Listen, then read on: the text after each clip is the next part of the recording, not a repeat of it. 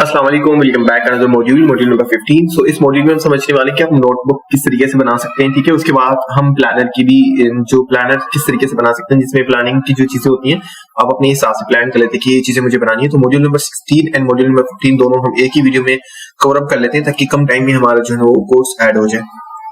तो सिंपली हमने कैनवा पे जाना है और उसके बाद टेम्पलेट्स में जाना है। आप यहाँ से डायरेक्टली स्पॉटलाइट पे क्लिक करके तो वहां से भी जा सकते हैं, ठीक है। हम यहाँ से ही टेम्पलेट्स में जाके तो डायरेक्टली यहाँ से ओपन कर लेते हैं और यहाँ पे हमने सर्च करना है जो भी, फॉर एग्जांपल हम पहले ये देख लेते हैं मॉड्यूल नंबर 15 वाला नोटबुक, उसके बाद हम प्लानर देख लेते हैं। वैसे दोनों एक साथ ही बनते हैं, एक तरीके से ही बनते हैं, बस वो थोड़ा सा चेंज होता है और वो भी अपने हिसाब से थोड़ा सा चेंज होता है। तो दोनों एक दूसरे से थोड़ा सा चेंज, लेकिन हम डिजाइनिंग में सेम तरीके से ही यूज करते हैं, ठीक है। तो सबसे पहले हम यहाँ पे नोटबुक का कर लेते हैं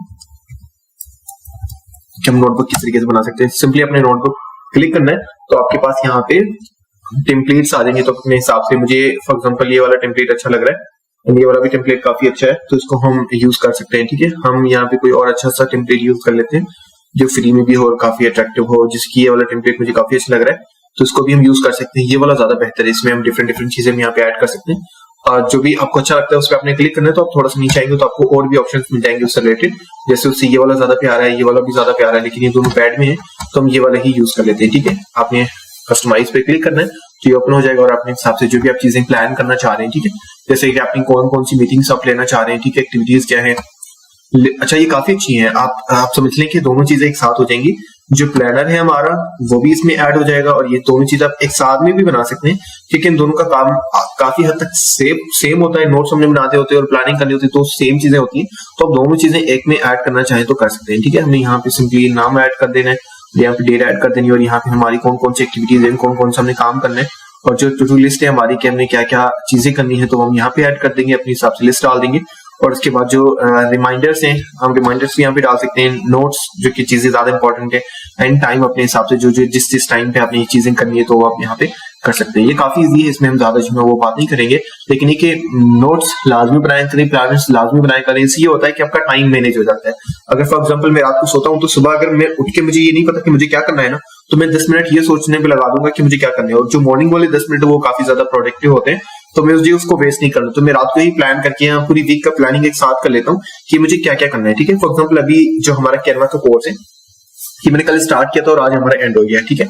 और अभी मैं मॉर्निंग में अभी 4-5 वीडियोस मैंने आज में नहीं, बाकी कल सारी बना ली थी और उसको मैंने एडिट भी कर लिया था। रात को एडिट करने के बाद में सोया था, ठीक है। तो क्या होता है जब आपके पास प्लानिंग होती है ना, तो आप अभी आज मेरा पूरा दिन, जैसे मैं 11 बजे उठा हूँ, उसके बाद मुझे डिस्टर्ब हो गया था फैमिली की वजह से, मैं थोड़ा सा उनको हॉस्पिटल लेके जाना था तो मैं वहां पे भी हो के आ गया और मैं अपनी प्लानिंग के हिसाब से मैंने अपनी काम को डिले नहीं किया, ठीक है।